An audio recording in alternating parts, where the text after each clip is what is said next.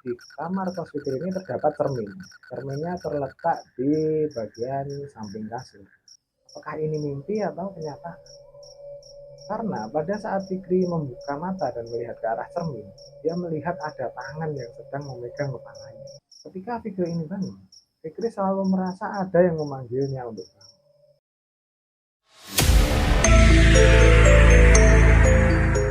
Halo sobat semua, selamat datang kembali di channel Pos Horor. Channel yang menceritakan cerita-cerita horor dan cerita-cerita misteri. Untuk kalian yang baru saja menemukan video kami di beranda YouTube kalian dan suka dengan cerita-cerita horor, kalian bisa subscribe ke channel kami untuk mendapatkan update-update terbaru dari kami. Kami tayang pada hari Selasa dan Kamis ya pukul 7 malam. Oke, langsung saja kita masuk ke ceritanya. Cerita kali ini berasal dari salah satu subscriber kami. Itu saja namanya Fikri. Fikri menceritakan kisahnya ketika sedang bersekolah di bangku SMA. Fikri bercerita kalau tidak salah dia ini sedang di bangku kelas 3 dan mendekati ujian kelulusan. Fikri bersekolah di suatu tempat di Jawa Tengah karena Fikri ini berasal dari daerah Jawa Timur, maka Fikri memutuskan untuk kos di dekat ia bersekolah. Di kos tersebut terdapat dua teman seangkatan Fikri yang juga sama-sama perantau. Sebut saja nama dua temannya ini adalah Dharma dan Amba. Mereka berdua ngekos di kos-kosan yang sama namun berbeda lantai. Fikri ini menempati kamar yang berada di lantai 2, sedangkan kedua temannya ini menempati kamar lantai 1. Sebenarnya sudah tersebar kabar simpang siur bahwa di kos-kosan tersebut terdapat satu tempat yang angker, yaitu kamar mandi di lantai 2 yang terletak di pojok. Kamar mandi ini berjarak sekitar 3 kamar dari kamar yang Fikri tempati. Namun, karena Fikri adalah orang yang tidak terlalu percaya hal-hal mistis seperti itu, maka Fikri pun menganggap itu hanya cerita karangan saja dan yang tidak mungkin menimpanya, tidak mungkin terjadi. Karena sejak awal Fikri menempati kamar itu, dia tidak pernah mengalami hal-hal mistis seperti yang diceritakan orang-orang. Namun Fikri ini bercerita kalau pernah mendengar seperti suara-suara barang jatuh di depan kamarnya, bau yang aneh dan juga suara orang tertawa malam-malam. Namun Fikri ini tetap berpikir itu bukanlah hal-hal yang mistis, melainkan kita memikirkan kemungkinan-kemungkinan yang masih logis, yang masih masuk di akal. Nah, hari demi hari pun berlalu, masih tidak ada kejadian mistis yang menimpa Fikri. Namun pada suatu malam Fikri ini sedang belajar cukup keras untuk menghadapi ujian kelulusan. Karena Fikri sudah mentargetkan kampus mana yang akan ia masuk. Fikri juga sudah tahu kalau nilainya termasuk pas-pasan untuk masuk ke kampus yang Fikri target. Karena dia sudah mengetahui fakta itu, maka Fikri berpikir untuk belajar lebih keras dari biasanya demi meraih nilai yang tinggi untuk masuk ke kampus impiannya ini. Ketika Fikri sedang belajar serius di malam hari, Fikri sangat fokus sehingga tidak memperhatikan jam waktu ia belajar. Karena terlalu bersemangat belajarnya, Fikri pun tidak menyadari bahwa jam sudah menunjukkan pukul 10 malam. Dan Fikri ini bercerita kira-kira dia mulai belajar sekitar 8 malam. Berarti ya sekitar sudah 2 jam Fikri ini belajar. Mengetahui hal itu, Fikri pun memutuskan untuk beristirahat sejenak dengan merebahkan badannya di kasur sambil memejamkan. Sebenarnya Fikri tidak berniat untuk tidur. Fikri hanya ingin beristirahat sebentar lalu berniat melanjutkan belajarnya kembali. Nah, namun Ketika Fikri ini berbaring sambil memejamkan mata, Fikri merasa tubuhnya ini sangat lelah, sehingga Fikri berpikir untuk ya menyudahi saja belajarnya di malam itu. Lalu dia akan lanjutkan di keesokan harinya. Ketika Fikri ini bangun dari kasurnya, Fikri merasa sangat nyaman dan seperti tidak ingin bangun, seperti ingin berada di kasurnya. Apalagi Fikri ini merasa sangat nyaman di bagian kepalanya. Seperti kepala Fikri ini ada yang memijat sehingga dia bisa rileks. Sebelum lanjut ke cerita Fikri ini, di kamar kos Fikri ini terdapat cermin. Cerminnya terletak di bagian samping kasur. Dan cermin tersebut cukup tinggi, hampir tinggi orang dewasa. Nah, ketika si Fikri ini sedang berbaring di kasur, Fikri sempat membuka mata dan menengok ke arah cermin. Fikri di situ terkejut dan kaget, tapi juga bingung. Karena apa yang sedang Fikri lihat ini sangat membingungkan Fikri saat itu. Apakah ini mimpi atau kenyataan? Karena pada saat Fikri membuka mata dan melihat ke arah cermin, dia melihat ada tangan yang sedang memegang kepalanya. Ketika Fikri melihat hal tersebut, dia tidak bisa bangun. Alih-alih mencoba untuk bangun, dia justru merasa nyaman karena seperti ada yang memijit kepalanya. Setelah beberapa saat, Fikri kembali memejamkan matanya dan akhirnya ketiduran. Nah, keesokan harinya, waktu Fikri ini bangun, Fikri pun merasa saat dia bangun itu seperti ada yang membangun. Fikri bangun pukul 3 dini hari. Ketika Fikri ini bangun, Fikri selalu merasa ada yang memanggilnya untuk bangun. Walaupun Fikri tidak pernah mendengar suara itu secara jelas, tapi Fikri ini juga bercerita bahwa dia sangat yakin kalau yang menyuruhnya bangun itu adalah suara kecil perempuan.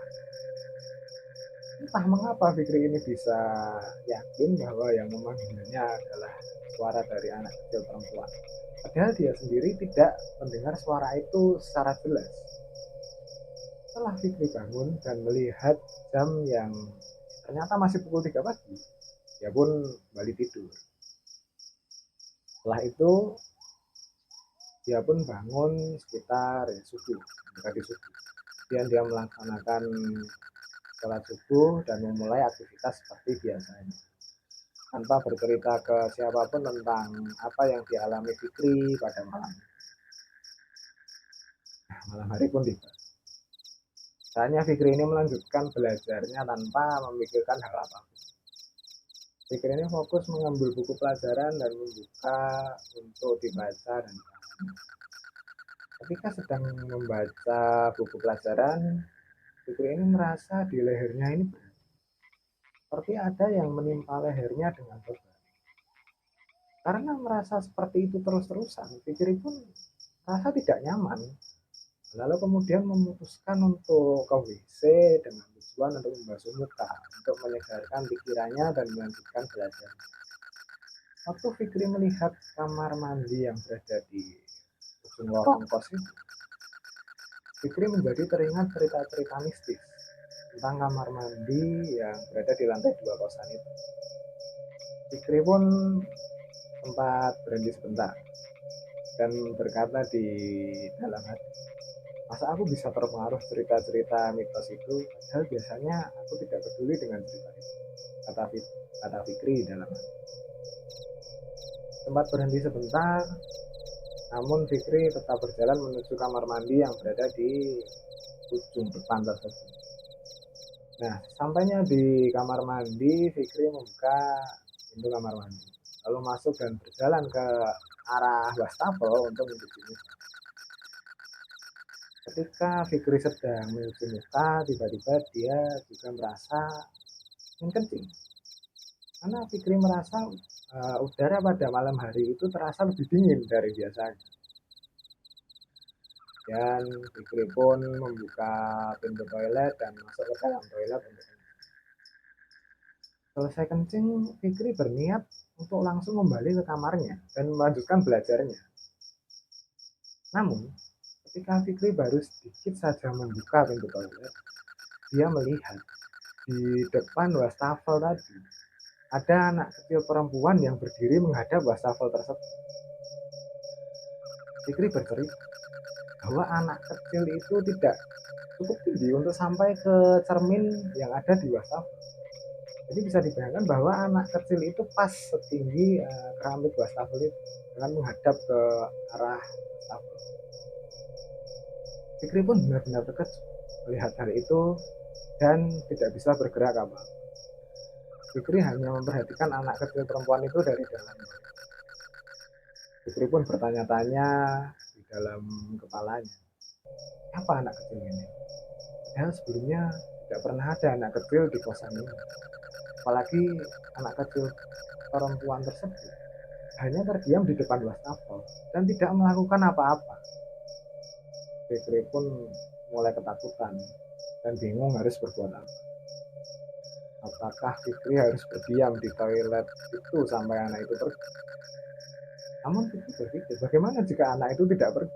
Bagaimana jika anak itu tetap berada di sana? Perlahan Fikri pun memberanikan diri untuk membuka pintu toilet dan ingin memanggil anak. Belum sampai si Fikri ini memanggil anak itu, nyali Fikri ini pun tiba-tiba ciut. Hasil Fikri ini malah menutup pintu toiletnya kembali dengan rapat dan berdoa semoga anak kecil itu cepat pergi. Selang beberapa saat, Fikri pun membuka kembali pintu toilet. Dan betapa terkejutnya Fikri karena anak kecil itu malah tidak menghilang, namun malah menghadap ke arahnya. Posisinya masih sama seperti sebelumnya di depan wastafel. Hanya saja sekarang anak kecil perempuan itu menghadap ke arah Fikri. Fikri pun semakin merasa ketakutan dan semakin tidak ingin meninggalkan toilet. Fikri sangat ingin ada orang yang masuk ke kamar mandi dan menolongnya.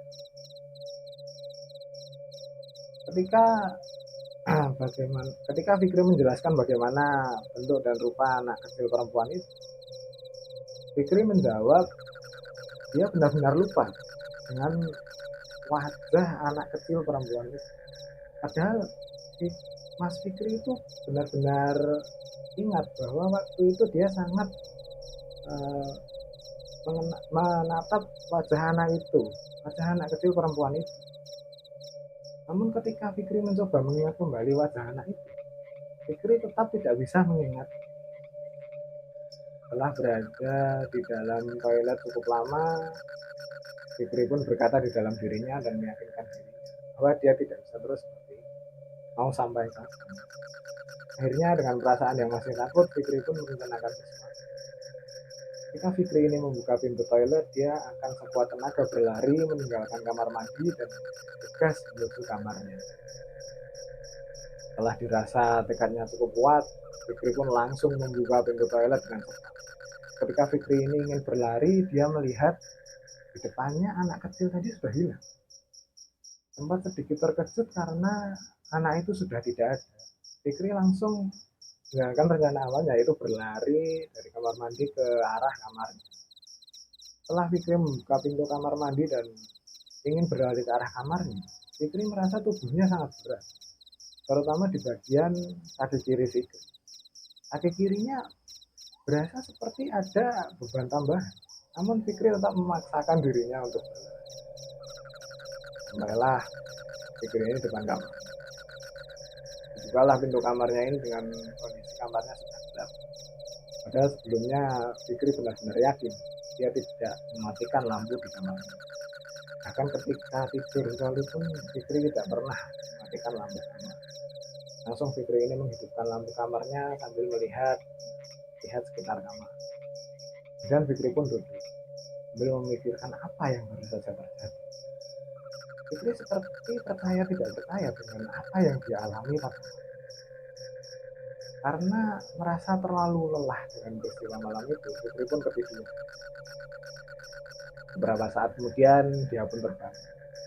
Melihat jam, Fikri merasa aneh karena Waktu menunjukkan pukul 3 dini hari. Sama seperti kemarin. Hari di mana Fikri juga mengalami kejadian di kos itu untuk pertama kali. Fikri sempat berpikir bahwa dia kelelahan karena dia terlalu keras belajar sehingga mengalami kejadian-kejadian aneh. Namun, satu sisi kejadian yang Fikri alami itu merasa Fikri itu sangat nyata. Tidak mungkin Fikri ini berhalusinasi. Apalagi saat Fikri ini mencoba bangun dari tempat tidur, Fikri masih merasa kaki kirinya ini sangat berat. Benar-benar seperti ada beban yang terikat di kaki sebelah kirinya. Pada awalnya Fikri pun hanya memberi obat salep pada kakinya untuk melepaskan otot di kakinya. Karena Fikri berpikir mungkin ini efek stres karena terlalu sering belajar. Namun selama beberapa hari, kaki sebelah kiri si Fikri ini tetap merasakan hal yang sama, yaitu berat seperti ada beban tambahan. Fikri ini sadar juga bahwa tidak ada lagi kejadian penampakan anak kecil lagi. Hanya saja tersisa rasa aneh di kaki kirinya ini. Karena Fikri ini sudah semakin tidak tahan dengan yang dia rasakan di kaki kirinya ini. Fikri memutuskan untuk bertanya ke temannya. Fikri bertanya kepada Amran, "Man, ini kakiku sudah berhari-hari rasanya tidak enak. Aku sudah ke dokter dan dikasih obat juga rasanya masih sama saja." Dan Amran pun langsung jawab, "Kamu pernah pakai toilet yang di lantai 2 kosan itu?" Fikri menjawab, "Pernah. Aku tahu ada cerita mitos di tempat itu. Tapi sebelumnya aku juga tidak apa-apa." Dan Amran pun memberi saran pada Fikri, "Ya, kamu nurut saja sekarang sama. Ayo aku antar kamu sekarang." Itu pun ada kebingungan. "Kita mau kemana?" Amran sambil mengajak Fikri, "Ikut saja, kamu pengen sembuh kan?" Kemudian mereka berangkat pergi meninggalkan kos menuju tempat yang tidak diketahui oleh Amran. Sementara Fikri ini hanya bertanya-tanya di belakang. Mau kemana Amran ini? Lalu berhentilah Amran di depan suatu rumah. Amran kemudian memarkirkan kendaraannya dan menyuruh Fikri untuk sudah sampai, turun buruan. Fikri pun sambil dorong dia bertanya kepada Amran, "Ini rumah siapa Amran?" Amran pun menjawab, "Ini adalah rumah paranormal. Biar dia nanti yang menerawang." Setelah itu Amran pun mengetuk pintu rumah. Beberapa saat kemudian keluarlah bapak-bapak yang disebut paranormal oleh Amran ini. Mas Amran, ada apa mas datang ke sini?" Tanya bapak itu. Tentu saja bapak itu bernama Pak Bayu. "Ini Pak Bayu, ini ada teman saya sedang tidak enak badannya. Saya minta tolong Pak Bayu barangkali bisa membantu." Amran. Kemudian Pak Bayu menyuruh mereka berdua masuk ke dalam rumahnya dan mempersilahkan mereka berdua untuk duduk. Jadi menurut kata Mas Amran tadi, teman Mas Amran ini sedang merasa tidak enak badan. "Benar Mas," kata Pak Bayu. Fikri pun menjawab, "Iya Pak, ini di kaki kiri saya merasa seperti berat, seperti ada beban yang menggantung di kaki saya Pak." Dan Pak Bayu pun melihat kondisi kaki Fikri.